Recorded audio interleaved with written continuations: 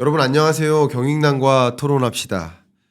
나는 어떻게 투자를 해야 되는가 하는 질문을 많이 갖고 계실 텐데 특히 ETF 투자 접근을 안 해보신 분이 계시다면 오늘 이런 접근 한번 배워보면 어떨까 생각이 됩니다. 김수정 매니저님 인사 한번 부탁드리겠습니다. 네, 안녕하세요. 이번에 책을 쓰게 된 김수정입니다. 제가 회사 다 빼고 좋습니다. 이렇게 소개를 하게 되네요. 좋습니다. 제가 한번 책 들어드리는데요. 나는 ETF로 돈 되는 곳에 투자한다 라는 책의 주인공이십니다. 많은 분들이 뭐 직접 투자를 하기도 하시지만 ETF 방식으로 투자하기를 또 희망해 하시는 분들도 계십니다. 또 저도 그동안 ETF 투자 추천을 많이 해드렸었어요. 실제 책에서도. 왜냐하면 원자재 슈퍼사이클 올 거다 22년에. 그래서 2022년 경제전망서에서도 2021년에 썼겠죠. 네네. 원자재 슈퍼사이클에 추종하는 원자재 ETF, 원유 ETF 추천한 적도 여러 번 있었고요. 그러니까 그런 식으로 ETF 또 하나는 제가 2020년에 2021년 경제전망서를 쓰면서 담았던 게 탄소 배출권 거래제에 투자하라. 기후변화 대응에 투자하는 방법인데 탄소 배출권 거래 가격이 올라가니까 그 가격에 추종하는 ETF 상품 추천해 드렸었는데 고맙다는 인사 많이 들었습니다. 그러셨을 것 같아요. 지금 딱 들어보니까 와 네. 이러면서 네, 어떻게 다 맞추셨을까. 인플레이션 시대는 인플레이션에 투자하라라고 네네. 말씀드렸던 거고요. 왜냐하면 인플레이션이 발생하게 된 배경이 원자재 가격이니까. 맞아요. 그래서 그렇게 말씀드렸었던 건데 그런 면에서 저도 ETF 관심 많습니다. 그러면 매니저님 왜 ETF에 투자를 해야 하나? 단일 종목 말고 왜 네네. ETF에 투자를 해야 되나? 이유 혹시 말씀해 주실 수 있을까요?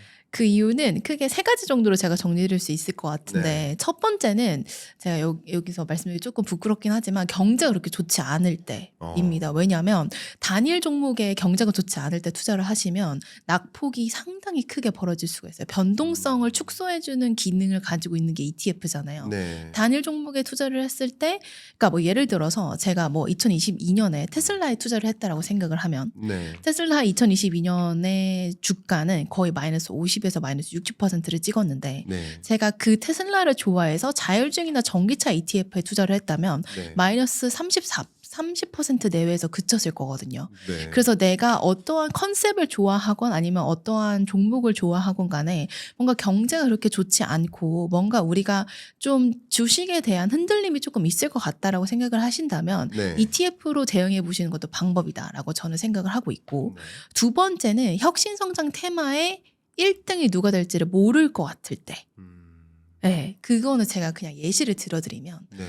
뭐 지금 상황에서는 엔비디아가 지금 1등을 자처하고 있는데 반도체 섹터에서. 네, 반도체 섹터에서는 근데 사실 플랫폼 기업들에서는 누가 1등 할지는 저희는 아직 모르는 상황인 것 같아요. 네. 지금 마이크로소프트가 아무래도 돈을 가장 많이 벌고 가장 처음 출시하기는 했지만 더 뛰어난 기술력으로 가지고 이제 언제든지 등장할 수 있는 상황이다라고 생각을 해보면 뭐 지금 당장 우리가 위너가 누구인지 고를 수 없겠지만 그런 컨셉에 포함되어 있는 ETF에 투자를 한다면 거기 포함되는 종목이 주가가 계속 오르면 이 ETF의 주가도 같이 계속 오르거든요. 그리고 도태되는 애들은 그냥 계속 그 ETF 안에서도 도태되기 마련이고 그래서 결국에는 위너가 이길 때마다 이 ETF의 주가 수익률은 좋게 올라간다. 장기적으로 봤을 때 설명을 드리고 싶습니다. 이걸 제가 예시를 뭘로 들어드리냐면 스마트폰으로 조금 들어드리는데 스마트폰이 맨 처음에 지금 형태 스마트폰을 맨 처음에 낸 회사는 사실 애플이 아니에요. 네. 사실은 샤프라고 그 전자사전 회사 기억나시나요? 네. 네, 그 전자사전 회사가 처음으로 카메라가 달려있는 핸드폰을 냈거든요. 그게 지금 형태 스마트폰인데 그걸 이제 샤프가 냈는데 그때 당시에 스마트폰 관련되어 있는 핸드폰 비중, 시장 점유율은 노키아가 50% 이상을 차지하고 있었거든요. 글로벌 단위로. 그러면 만약에 제가 그때 스마트폰 ETF를 만들었다면 애플 당연히 들어갔죠. 그다음에 삼성전자 당연히 들어갔을 거예요. 왜냐하면 ETF의 룰을 만들 때 관련되어 있는 서비스를 제공하거나 사업 계획서에 뭐 스마트폰 관련된 사업 계획이 들어가 있거나 아니면 매출이 발생하는 그런 기업들을 기준으로 저희가 ETF로 보통 룰을 짜거든요. 그럼 그 그 룰을 기준으로 봤을 때 다양한 기업들을 포함시키게 되는데 그때 당시에 애플에 대한 그 애널리스트 보고서를 보면 다 부정적이거든요. 네. 네. 네, 그렇죠. 그러면 그때 선뜻 애플에 투자하시기는 어려우셨을 것 같아요. 모두가 다 아니라고 하니까. 그러면 그럼에도 불구하고 ETF는 그런 룰 베이스로 봤을 때 그런 작은 종목들도 포함을 시켜놨을 겁니다. 그럼 결국에는 만약에 포트폴리오가 이렇게 됐을 것 같아요. 노키아, 그다음 모토로라, 뭐 지금은 없어진 기업들이지만 네. 삼성전자, 애플, 뭐 샤프 이런 기업들이 다 포함돼 있었을 것 같아요. 네. 그게 아마 2009년이나 그때쯤 나왔을 것 같아요. 근데 그때는 ETF 시장 자체가 이렇게 화랑이 아니었어서 ETF가 없어요. 지금. 근데 만약에 그때 만들었다면 이렇게 만들었을 건데 그렇다면 이 ETF의 수익률은 잘 됐겠죠. 왜냐하면은 다른 기업들이 망해도 삼성전자랑 애플이 그걸 반가에 시킬 정도로 너무나도 크나큰 성장이 이뤘기 때문에 그럼 이 ETF 이렇게 되는 거죠. 나는 일단 이 ETF를 사요. 그러면 거기 포함되어 있는 종목들의 이제 추이를 보게 되겠죠. 저절로. 그러면 그 종목이 보다 보니까 한 2-3년 지나니까 애플이 잘 될 것 같아요. 네. 그럼 애플을 추가 매수하는 거예요. 애플만. 뭐 그런 식으로 모니터링 할 수 있는 툴로도 작용할 수 있습니다.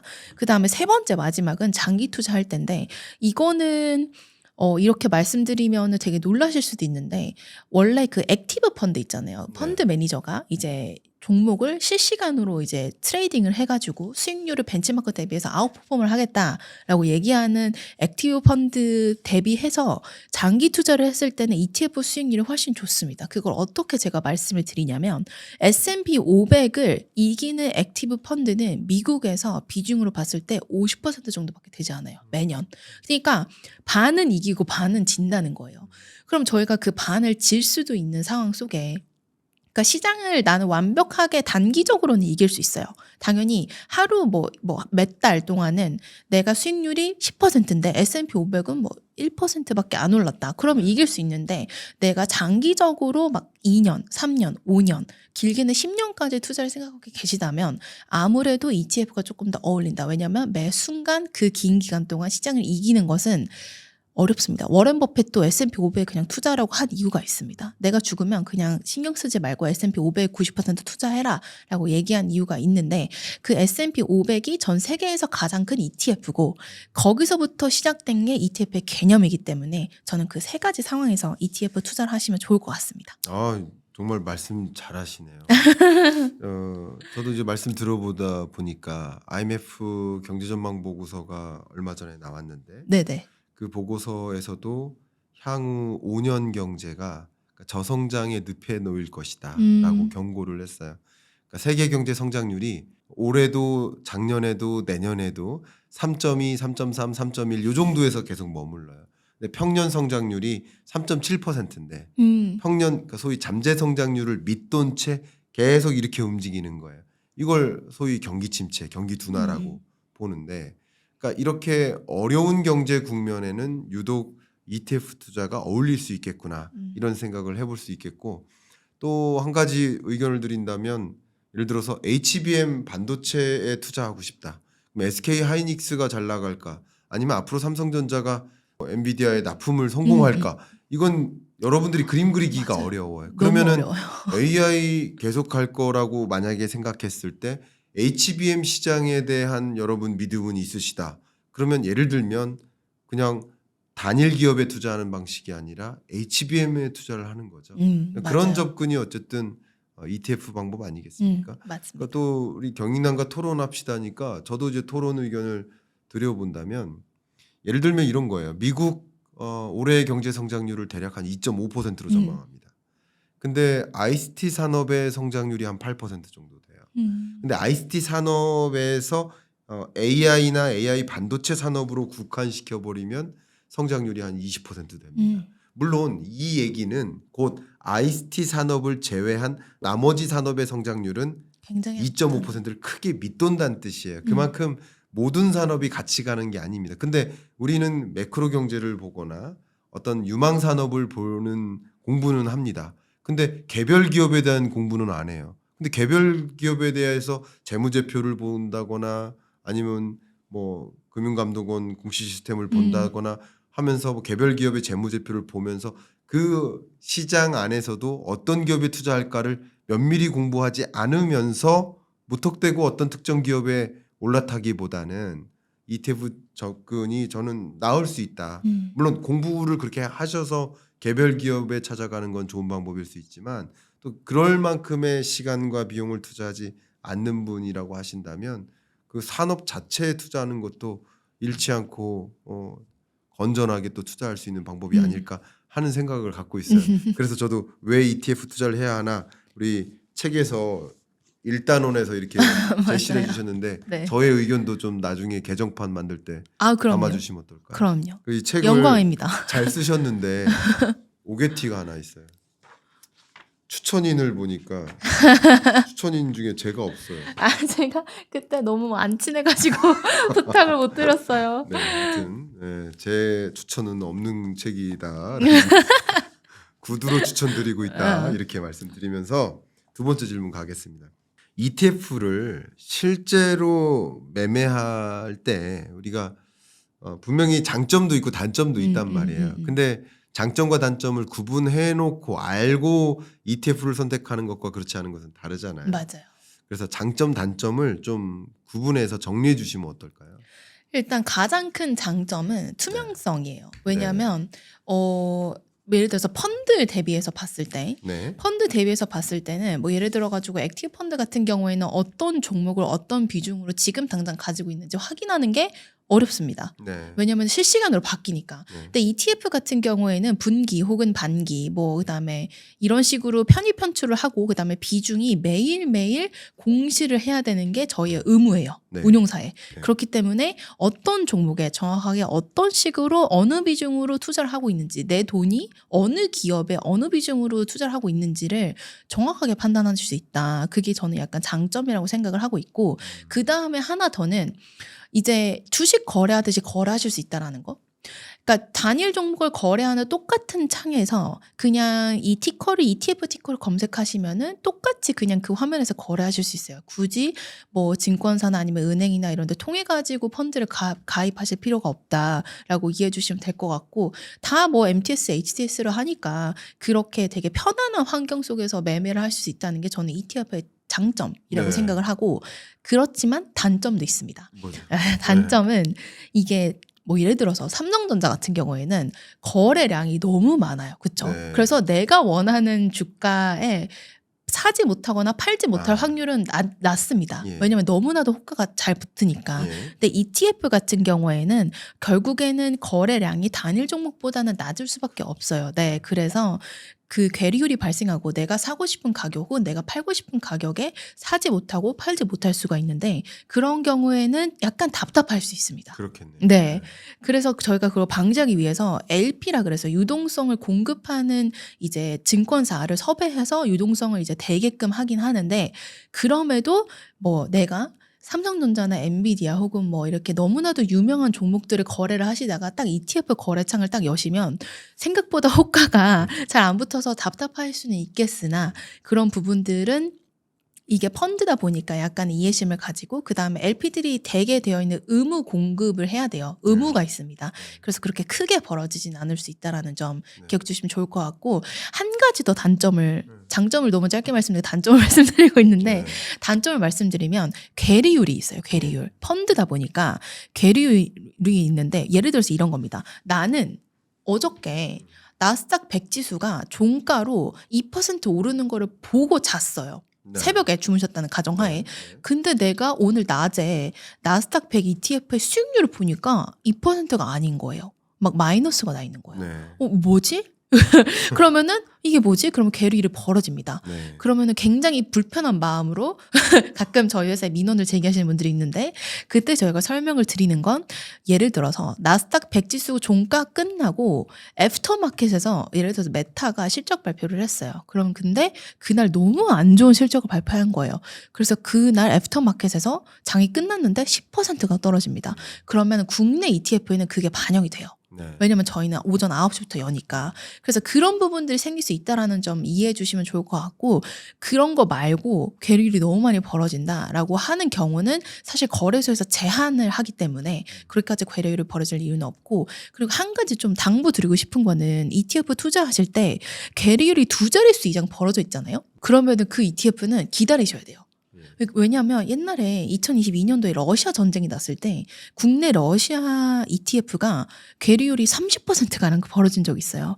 그거는 문제가 됩니다. 그러니까 그 ETF는 그때 당시에 사시면 안 돼요. 네. 네, 그러면 네, 그래서 그런 괴리율이 2자릿수 이상 벌어져 있을 때는 조금 기다리시거나 아니면 ETF는 좀 문제가 있다라고 생각하시는 게 맞고, 그다음에 그 뭐 3% 혹은 6% 정도 언저리에서 움직인다 그러면은 시간이 지나면 해소될 정도의 괴리율이다. 하지만 투자를 하시는 분들 입장에서는 불편함이 있을 수 있다라는 점 기억해 주시면 좋을 것 같아요. 너무 좋습니다.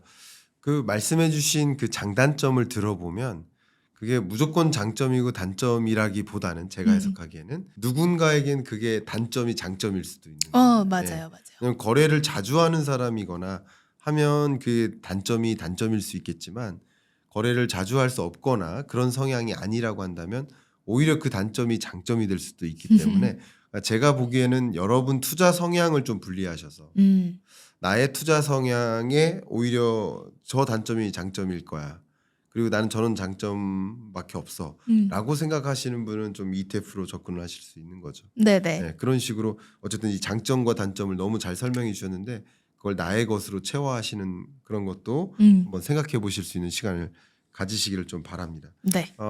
자연스럽게 이 나는 ETF로 돈 되는 곳에 투자한다, 이 책의 두 번째 파트가 절대 빼놓아서는 안 되는 매크로 분석 이야기를 맞아요. 해주십니다. 이거 너무 좋습니다. 네. 저는 100% 공감합니다. 너무 중요합니다. 네, 시장의 꼭. 주인공을 파악하는 습관도 길러야 된다라는 이런 말씀을 하셨어요. 시장의 주인공하면 가계, 기업, 정부 뭐 이렇게 볼 수 있겠는데 혹은 중앙은행 근데 가계는 뭐 주인공이 아니라고 한다면 이 매크로 분석을 하는 의미가 무엇이고 그 중에서 왜 시장의 주인공을 파악해야 되는지, 그런 습관을 가져야 되는지 그 이유를 한번 말씀해 주시겠어요? 제가 교수님 앞에서 이렇게 말씀드리는 게 아니요, 맞는지 모르겠지만 아니요. 저도 정말 매크로 분석은 너무너무 중요하다고 생각을 너무 합니다. 중요하죠. 투자하시는 분들 입장에서는 특히나 ETF라면 네. 저는 바텀업이 아니라 무조건 탑다운으로 해야 된다라고 그렇죠. 제가 책에서 굉장히 역설을 해요. 네. 그래서 이 채널 구독하시는 분들 너무 똑똑하신 분들이라고 저는 개인적으로 생각을 하고 네, 맞습니다. 네. 왜냐면은 경제를 모르고 뭐 저는 그래서 말씀해 주신 IMF 그 네. 경제 보고서도 항상 확인을 해야 된다. 예. 그 영어를 다 해석하실지는 어려우실더라도 그 타이틀이라도 네. 기억을 하셔야 된다라고 제 책에 썼는데 그렇죠. 매크로 분석 너무 중요한데 그런 그 이제 교수님이 매크로 분석을 일일이 다 해주시지만 네. 그렇게 하실 시간이 없으신 분들이 계실 수도 있잖아요. 네. 그래서 저는 딱 한 가지의 꿀팁만 기억을 해보자면 기업, 정부, 중앙은행 이 셋 중에 지금 주가 시장, 주식 시장의 뭐 채권 시장에 영향을 가장 많이 미치는 주인공은 무엇인가를 조금 파악하는 게 어떤가라고 생각을 하고 있는데 이런 부분들은 교수님이 뭐 더 잘 아시겠지만 시간이 지나면서 계속 바뀌어요.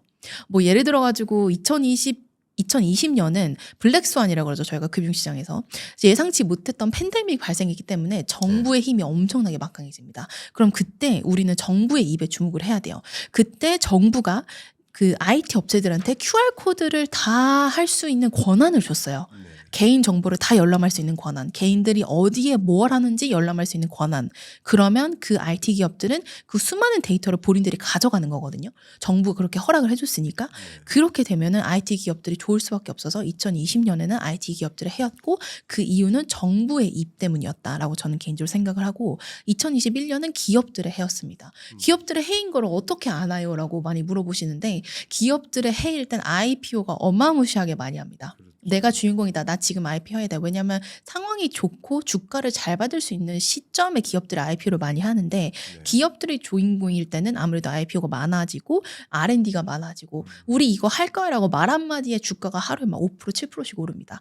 뭐 예를 들어드리자면 2021년도에 지금은 애플이 포기했습니다만 타이탄 프로젝트 한다라고 네. 얘기를 한 적이 있어요. 근데 그날 애플 주가가 5% 이상 올랐죠. 네. 그 말 한마디에. 네.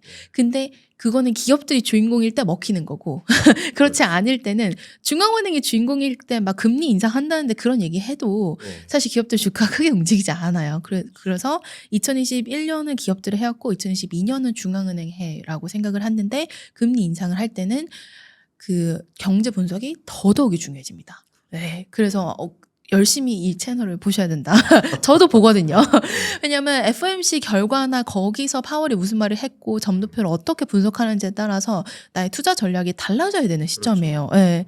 그리고 그게 이제 2023년 상반기나 이제 봄까지도 그래 왔고, 근데 여기서 한 가지 저희가 놓치면 안 되는 거는 AI라던가 전기차라던가 이렇게 세상을 바꾸는 그 패러다임의 변화, 네. 혁명적인 그런 사건이 벌어진다면 그때 그 산업은 이거랑 무관하게 주인공이 될 수 있다. 그렇네요. 라고 생각을 합니다. 그러면 이제 2024년 하반기에는 누가 주인공인가? 네. 저는 개인적으로 기업과 정부 쪽으로 중앙은행에서 좀 이제 이어질 거다. 왜냐하면 금리 인하 시기를 맞고 있기 때문에 네. 기업들의 말, 앞으로 우리가 이런 사업 할 거다. 그 다음에 미국 대선 때문에 네. 정부의 입에 조금 주목을 하시는 게 좋을 것 같다라고 생각을 하고 있습니다.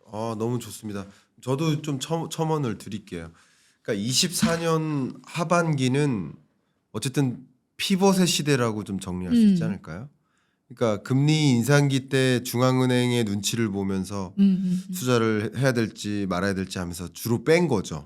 주로 뺐으니까 주가가 조정됐던 거죠. 네네. 22년 또 23년. 근데 23년부터는 금리 인상 이제 끝났을 거야 하는 기대감으로 맞아요. 조금 더 늦는 거고 24년에는 금리 인하할 거야라는 기대감으로 더 주식시장에 투입을 하는 거죠. 그러니까 돈의 이동이 그쪽으로 일어나니까 자연스럽게 주가가 올라가는 겁니다. 근데 24년 하반기는 이제 금리를 점차 인하하는, 그러니까 미국뿐만 아니라 세계적으로 금리를 중립금리를 설정해 놓고 그 중립금리를 향해 점차 금리를 점진적으로 인하하는, 조정하는 그런 국면이니까, 그러면 이런 국면에 어떤 기업의 실적이 좋을까? 어떤 기업들이 미래청사진을 제대로 제안할까? 결국 이런 것들이 그 기업들의 주가를 결정지을 것이다라고 볼 수 있을 것 같아요. 저도 얼마 전에 제가 자주 찾아보는 것 중에 하나가 그 investing.com에서 네네. 그 만화로 설명하는 그 알아요. 시세가 네. 있어요. 네네. 근데 막 환호를 하는데 환호하는 인형들이 있어요. 그러니까 하나가 파월 인형, 네네. 그리고 뭐 엔비디아 뭐 잭슨 황 CEO 혹은 뭐 마크 저커버그 혹은 플랫폼 기업들. 그러니까 이게 지금 24년 하반기의 장세가, 그러니까 파월도 웃고 있고 나머지 이제 CEO들도 플랫폼 기업이나 AI 기업들의 CEO들도 이제 웃고 있는데 결국 이런 장세에는 기업들이 어떤 실적을 발표하고 어떤 미래청사진을 제시하느냐, 이 부분이 좀 상당 부분 영향을 미친다. 그래서 전반적으로 돈이 어떤 특정 시장에 쏠릴 때 어떤 기업으로 돈이 쏠리는지를 좀 들여다보는 것, 그럼 역시 그 주인공이 누군지를 좀 판단하는 것, 이런 부분이 상당히 많이 일맥상통한 것 같다. 맞아요, 맞아요. 저도 굉장히 공감의 말씀을 다행입니다. 저는 제가 공감하지 않는 교수님의 부분이 있으면 좋겠다 하는 마음으로 좀 물고 막 이렇게 치열하게 토론을 해보고 싶은데, 우리 경인남과 토론합시다 영상을 보면 뭐 공감의 토론도 있고요, 공감하지 않는 토론도 네네. 있어요. 그럴 봤어요. 때 좀 긴장감이 조성되기도 하는데 오늘은 긴장감이 좀 없네. 농담입니다. 자, 그러면 이제 책에서도 국가 대표 지수를 추정하는 ETF에 대해서 좀 선호도를 이렇게 적어주셨어요. 이 부분 좀 설명이 필요할 것 같습니다. 제가 분석한 국가는 미국, 인도, 일본, 중국이에요. 근데 네. 이 순서대로 제가 선호도를 적어놨거든요. 네. 그래서 책 순서도 그래서 미국, 인도, 일본, 중국이에요.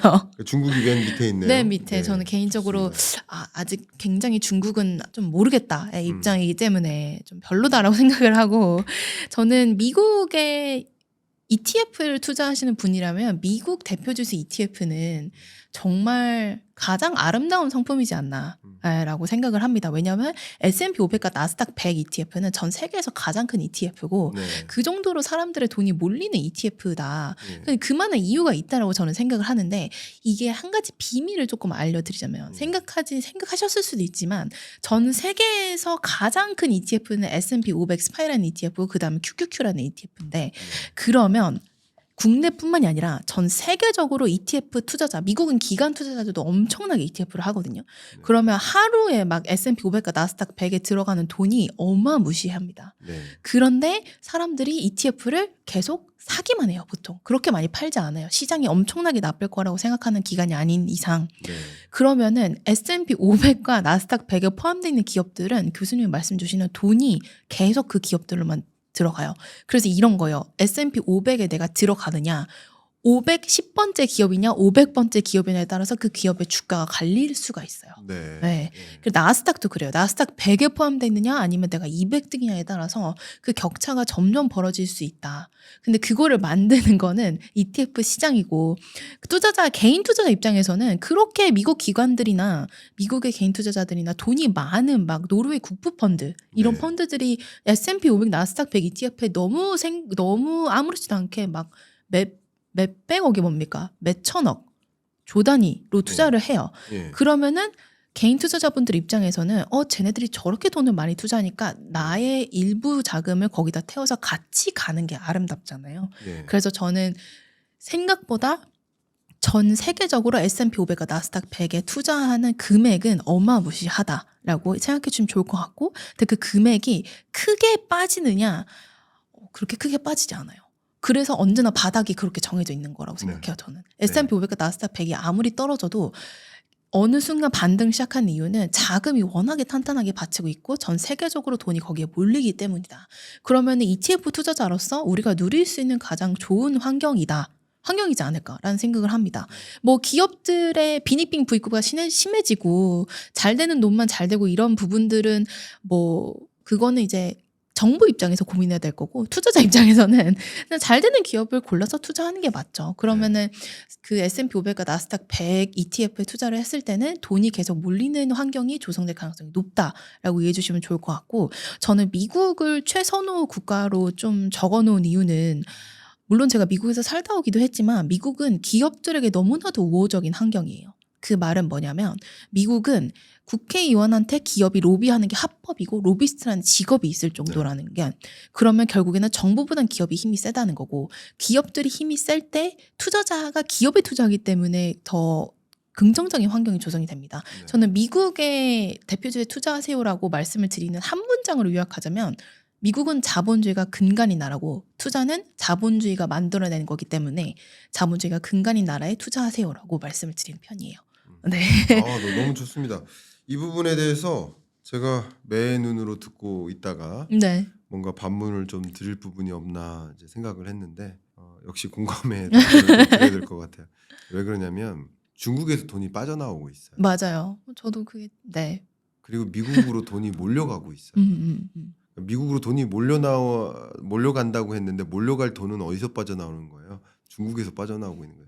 아주 간명하게 설명을 드린 겁니다. 맞아요. 저도 2025년 경제전망서 지금 거의 탈고하고 네네. 있는 중인데 굉장히 중요한 돈의 이동 그 방향성이 바로 이렇게 그려집니다. 명확합니다. 그러니까 중국 경제 성장률로도 한때 뭐 14% 성장했던 나라가 뭐 8%, 6%, 5%로 떨어져서 지금 4%대. 그리고 장기적으로 보면 한 2029년까지 3%대로 성장세가 둔화돼요. 근데 G7 국가 중에 유일하게 성장률이 내년보다 2029년이 더 높게 형성되는 나라가 또 미국이에요. 그만큼 미국으로 돈이 쏠릴 수밖에 없는 환경인 거예요. 상대적으로 다른 나라보다. 그러니까 더 강달러가 오랫동안 지속되고 그러니까 또 돈이 그쪽으로 쏠리는 것이고 또 지정학적으로 봐도 과거 10년보다 앞으로 10년이 지정학적 긴장감이 더 고조될 것으로 보고 있어요. 맞아. 저도 그러면 완전. 그 지정학적 긴장감 때문에 아무래도 이 불확실성을 해지하기 위해서 안전자산을 선호하는데 그 안전자산 선호는 미국 국채나 달러 선호입니다. 이런 식으로 이제 움직이다 보니까 또 미국으로의 돈의 이동이 더 강하게 전개됩니다. 여기에 한 가지 더 AI잖아요. 근데 그 AI를 누가 리드하나요? 플랫폼 시대잖아요. 맞아요. 플랫폼을 또 누가 리드하나요? 그러니까 시가총액 1위부터 쭉 많은 AI 기업, 플랫폼 기업들이 장악하고 있듯이 또 이 돈이 어디로 몰리냐면 그 기업들에 몰리는 거예요. 맞아요. 그런 식으로 가다 보니까 이 흐름을 좀 보시는데 좀 참조가 되기를 바라고 이 경인남과 토론합시다의 토론이니까 한 가지 더 마지막으로 의견을 보탠다면 트럼프 당선 가능성이 높아지잖아요. 네네. 근데 트럼프만큼 미국 우선주의 맞아요. 성향을 강하게 갖고 있는 사람이 없어요. 엄청 동의합니다. 근데 그 네. 사람을 추종하는 거예요. 많은 국민이. 또 피격 사건도 있었지만 그러다 보니까 미국 우선주의의 산물로서 뭐예요? 정책 공약들 보면 법인세 낮춰주겠다. OECD 회원국 중에서 가장 낮은 법인세를 유도하겠다. 기업들아 들어와라 이거예요. 맞아요. 미국에서 경영하라 이거예요. 그리고 관세 높이 때리겠다. 다른 나라 수입 안 받겠다. 우리가 수출국이 되겠다라는 거예요. 그러면 리쇼링 유도해서 이 기업들이 미국이 수출하게 해서 순수출국으로 만들겠다라는 거예요. 또 석유도 이제 최대 생산국입니다. 일일 생산량 중에. 이런 면에서 국제유가 올라가고 긴장감 조성돼도 국제유가 올라가도 또 좋다 이거예요. 그러니까 여러 가지 관점에서 또 트럼프의 강력한 드라이브 중에 하나가 기후변화 협약을 당연히 탈퇴할 것이고 그러면 또 굉장히 중요한 것이 기후변화라는 이 규제가 기업에게 굉장한 부담이기도 해요. 필요하다는 거죠. 필요하지 않다는 게 아니라 그러나 기업으로 하여금 이건 부담이긴 해요. 강력한 규제예요.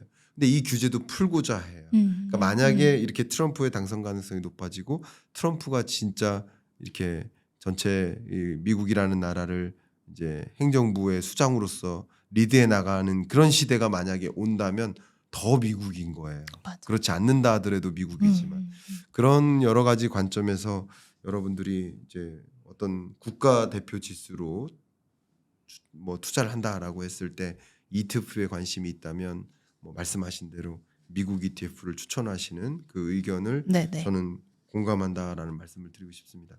자, 이 책에서 뭐 국가에 대한 얘기도 했고요. 정말 많은 이야기 중에 하나가 산업이에요. 네. 역시 혁신성장 테마형 ETF에 투자해야 된다라든가 네네네네. 또 두 번째 챕터가 반도체예요. 맞아요. 역시 미래 성장하는 산업에 투자를 해야 된다라는 말씀을 주셨는데 여기서 우리 독자분들께 꿀팁 꼭 하나 주신다면 지금 그 반도체를 제일 먼저 넣은 이유는 아무래도 우리나라 투자자분들 반도체를 좋아하기도 하고 저도 반도체를 좋아하기도 해서인데 네. 일단 반도체를 저는 이제 글로벌 밸류 체인을 한번 말씀드리면서 여기에 투자할 수 있는 ETF들이 정말 다양하다라는 걸 좀 설명드리면 좋을 것 같아요. 네. 일단은 반도체의 시작은 미국이었습니다. AT&T가 처음에 반도체를 만들었고 거기서부터 반도체 산업이 시작이 됐기 때문에 미국이 약간 모든 것의 시작인 것 같아요. 네, 결국에는 그러면 미국 반도체는 시스템 반도체 분야가 앞으로 돈을 제일 잘 벌 것으로 예상되는 분야인데 예를 들어서 반도체 하나의 가격이 100만 원이라면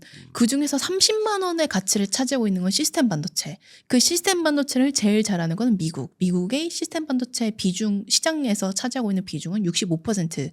정도를 차지를 하는데 결국에는 그런 미국 반도체 기업들이 앞으로도 결국 어떤 사이클이 돌아오던 간에 뭐 긍정적인 것들이 지속될 것이다라고 저는 생각을 하고 저는 산업을 볼 때 이게 만약에 혁신성장 산업이라면 R&D를 봐야 된다고 말씀을 드려요. 매출의 네. 영업이익 PER 이런 것보다도 저는 R&D를 봐야 된다고 네. 말씀을 드리는데 왜냐하면 이 미국 반도체, 그러니까 시스템 반도체든 뭐 EDA든 뭐 디자인이든 IP든 간에 돈이 굉장히 많이 들어가요. 네. 자본 집약적이고 결국에는 사람의 머릿속에서 나오는 아이디어로 이루어지는 건데 그러면 R&D를 제일 많이 하는 국가가 앞으로도 계속 그 헤게모니를 유지할 가능성이 높다라고 생각을 해요.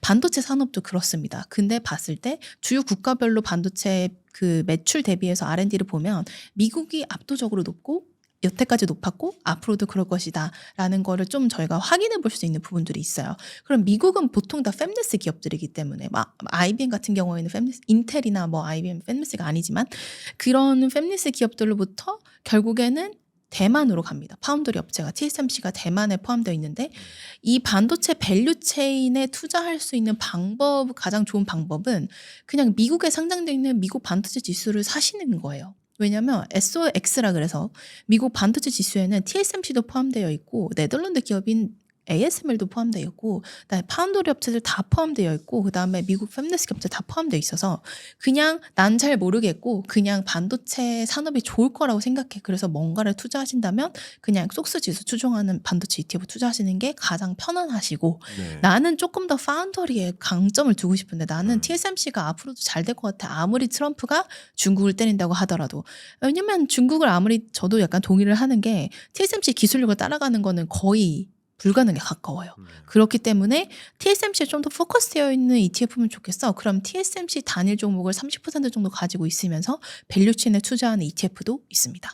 그래서 그렇게 미국에서 대만, 그 다음에 일본, 그 다음에 한국 요렇게 제가 좀 밸류체인을 책에 정리를 해놨는데 일본 같은 경우에는 지금 약간 어제 뉴스죠. FDPR 이제 관세 때릴 수 있다. 근데 거기에 등장했던 종목이 도쿄 일렉트론이랑 ASML이에요. 근데 ASML은 네덜란드 회사고 도쿄 일렉트론은 일본 회사인데 이 두 개 다 국가를 대표하는 반도체 회사들입니다. 근데 여기서 너네 이게 중국 관련되어 있는 수출이라던가 아니면은 중국 관련되어 있는 수입이라던가 이런 부분들을 신경을 안 쓰면 너네도 관세 때린다라고 이제 얘기가 나온 거죠. 관세를 때리는 건 아니고 그렇기 때문에 저는 미국 반도체 산업의 선호도가 가장 높고 그 다음에 이제 파운더리 독보적이기 때문에 그 다음에 이제 일본 그 다음에 한국은 뭐 아까 전에 말씀드린 것처럼 이러한 뭐 중국을 때리던 뭐 유럽을 때리던 한국 HBM의 기술력은 워낙에 세계적이기 때문에 오히려 긍정적일 수 있다라고 저는 개인적으로 생각을 해서 이렇게 총 밸류체인 그러니까 반도체 하나에 들어가는 게 시스템 반도체, 메모리 반도체, HBM에 GPU에 이렇게 다 들어가야 되는데 이 부분에서 가장 대장격의 역할을 하는 나라는 미국이고 꼭 파운더리 업체를 누군가 맡겨야 된다면 기업들의 입장에서는 TSMC에 맡기고 싶어 하고 그 다음에 이제 삼성전자겠죠.